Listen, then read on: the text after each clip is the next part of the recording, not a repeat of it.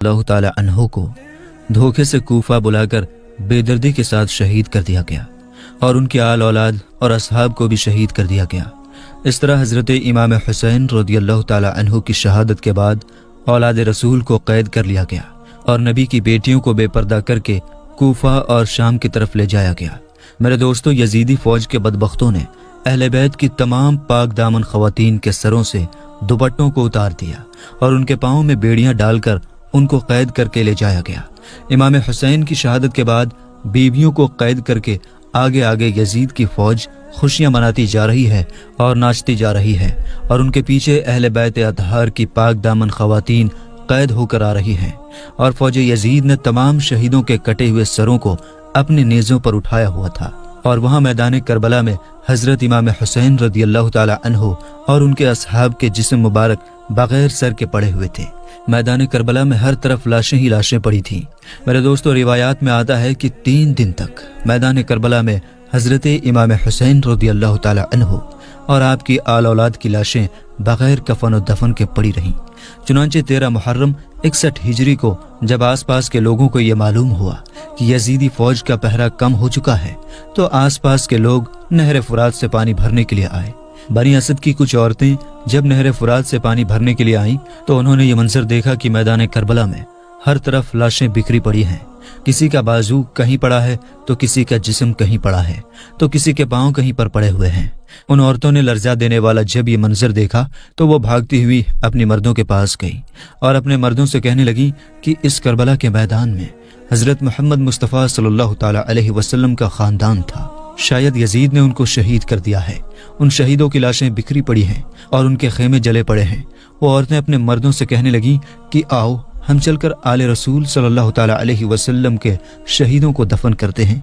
इन औरतों की ये बात सुनकर उनके मर्द इन औरतों से ये कहने लगे कि तुम पागल हो गई हो, आले रसूल को यजीद ने कत्ल किया है। अगर हम इनको दफन करेंगे तो यजीद कहीं हमारा दुश्मन न बन जाए और कहीं हमको भी कत्ल न कर दे। तुम इस बात को छोड़ दो, कोई ना कोई आएगा तो उनको दफन कर देगा। अपने मर्दों की ये बात सुनकर वो औरतें अपने मर्दों से कहने लगी कि ताज्जुब है तुम्हारे ईमान पर, तुम लोग रसूलुल्लाह सल्लल्लाहु ताला अलैहि वसल्लम का कलमा पढ़ते हो और उनकी आल औलाद से ये मोहब्बत रखते हो। याद करो कि हुजूर पाक सल्लल्लाहु ताला अलैहि वसल्लम ने क्या फरमाया था कि मैं तुम लोगों से कुछ नहीं मांगता सिवाय इसके कि तुम लोग मेरी आल औलाद से मोहब्बत करो। इस तरह ये औरतें अपने मर्दों से कहने लगी कि अगर तुम लोग नहीं जाते तो मत जाओ, हम जाएंगे हुजूर पाक सल्लल्लाहु ताला अलैहि वसल्लम की आल औलाद और उनके नवासे को दफन करने के लिए। मेरे दोस्तों, बात जब यहाँ तक आन पहुंची तो उन मर्दों में से चंद मर्दों की गैरत जाग उठी और वो अपनी औरतों के साथ मैदान करबला में पहुंचे। बस जब ये लोग मैदान करबला में पहुंचे तो इस मंजर को देखकर खून के आंसू रोने लगे और सोचने लगे कि इनको कैसे दफन करें। उन्होंने देखा कि मैदान करबला में जितने भी शहीद मौजूद हैं, किसी के तन पर सर नहीं तो किसी का बाजू नहीं तो किसी के जिस्म के टुकड़े टुकड़े हुए पड़े हैं। ये मंजर देखकर वो हैरान और परेशान हो गए और सोचने लगे कि इनको कैसे दफन किया जाए। फिर इसके बाद उन्होंने ये सोचा कि एक बहुत बड़ी कब्र बनाई जाए और उनके अंदर तमाम शहीदों को एक साथ दफन कर दिया जाए। ये लोग शहीदों को दफन करने के लिए कब्र खोद ही रहे थे कि अचानक से एक घुड़सवार उनके पास आया। ये मंजर देखकर ये लोग सोचने लगे कि शायद कोई सिपाही है। ये लोग उससे पूछने लगे कि तुम कौन हो? तो वो घुड़सवार बोलने लगा कि मैं रसूलुल्लाह सल्लल्लाहु ताला अलैहि वसल्लम के नवासे का बेटा ज़ैनुल आबिदीन हूँ। याद रहे दोस्तों कि ये वही ज़ैनुल आबिदीन है कि जो हजरत इमाम हुसैन के वो इकलौते बेटे थे जो करबला की इस जंग में शहीद नहीं हुए थे। वजह ये थी कि ये उस वक्त काफी बीमार हालत में थे, जिसकी वजह से किसी भी तरह से इस जंग में शामिल हुए ही नहीं थे। हालांकि जब ये जंग खत्म हो गई थी तो खानदान की बाकी औरतों के साथ बीमारी की हालत में लेटे हुए हजरत इमाम ज़ैनुल आबिदीन को भी कैदी बनाकर कूफा और शाम की तरफ ले जाया गया था। यही वजह है कि बहुत सारे तारीखदान यानी इतिहासकार इस बात से सहमत नहीं होते हैं कि बाद में करबला में पड़े हुए जिस्मों को दफनाने के लिए हजरत इमाम ज़ैनुल आबिदीन भी करबला के मैदान में पहुंचे हुए थे, क्योंकि जब उनको कैदी बनाकर ले जाया गया था तो इतनी जल्दी उनका वहां से वापस आना कैसे मुमकिन था। बहरहाल दोस्तों, जब उन्होंने बताया कि मैं हुजूर सल्लल्लाहु ताला अलैहि वसल्लम के नवासे का बेटा ज़ैनुल आबिदीन हूँ तो ये मंजर देखकर तमाम लोग ज़ारो कतार रोने लगे। इसके बाद हजरत इमाम ज़ैनुल आबिदीन ने जमीन पर एक कपड़ा बिछाया और इमाम हुसैन रज़ियल्लाहु ताला अन्हु के आज़ा को इकट्ठा करना शुरू कर दिया।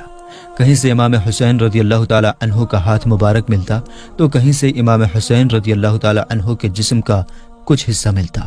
اس طرح حضرت امام زین العابدین نے حضرت امام حسین رضی اللہ تعالی عنہ کے تمام جسم کے حصوں کو جمع کیا اور ایک جگہ پر اکٹھا کر لیا، اور جب حضرت امام زین العابدین حضرت امام حسین رضی اللہ تعالی عنہ کو دفن کرنے کے لیے میدان کربلا میں زمین کو کھودتے ہیں تو دیکھتے ہیں کہ ایک جگہ پر پہلے سے ہی قبر بنی ہوئی ہے۔ چنانچہ حضرت زین العابدین حضرت امام حسین رضی اللہ تعالی عنہ کو اس قبر کے اندر دفن فرما دیتے ہیں، اور ان کے ساتھ حضرت امام زین العابدین نے اپنے بھائی حضرت علی اصغر اور حضرت علی اکبر کو بھی دفن کر دیتے ہیں، اور میدان کربلا میں ایک قبر بنا دیتے ہیں، اور وہاں دوسری طرف جو ان لوگوں نے ایک بہت بڑی قبر کھودی تھی، وہاں اس قبر میں کربلا میں موجود تمام شہیدوں کو اس قبر کے اندر دفن کر دیا جاتا ہے۔ میرے دوستو، میدان کربلا میں موجود اس جگہ کو آج بھی گنج شہیدہ کہا جاتا ہے، جہاں تمام شہدائے کربلا کے جسم مبارک ایک ساتھ دفن کیے گئے ہیں۔ اس طرح جب تمام شہدائے کربلا کو دفن کر دیا گیا تو کسی نے کہا کہ ایک شہید کو دفن کرنا ابھی باقی ہے، کوئی بوڑھے صحابی ہیں، ان کو ابھی تک تدفین نہیں کیا گیا ہے۔ اس وقت حضرت امام سجاد رضی اللہ تعالی عنہ رو رو کر فرمانے لگے کہ یہ حبیب ابن مظاہر ہیں۔ آپ رضی اللہ تعالی عنہ فرمانے لگے کہ اللہ تبارک و تعالی یہ چاہتا ہے کہ ان کو ایسی جگہ دفن کیا جائے کہ جہاں پر جب بھی کوئی حضرت امام حسین رضی اللہ تعالی عنہ کے پاس آئے تو ان کو سلام کر کے آئے۔ اس کے بعد حضرت حبیب رضی اللہ تعالی عنہ کو دفن کیا۔ جب سب لوگ دفن کرنے کے بعد جانے لگے تو کسی نے کہا کہ ٹھہرو، ابھی ایک اور شہید کو دفن کرنا باقی ہے۔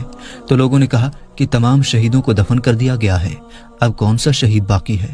تو حضرت امام سجاد رضی اللہ تعالی عنہ فرمانے لگے کہ آؤ، نہر فرات کے کنارے جب تمام لوگ وہاں پر پہنچے تو دیکھا کہ حضرت عباس رضی اللہ تعالی عنہ کا ایک بازو پڑا ہے۔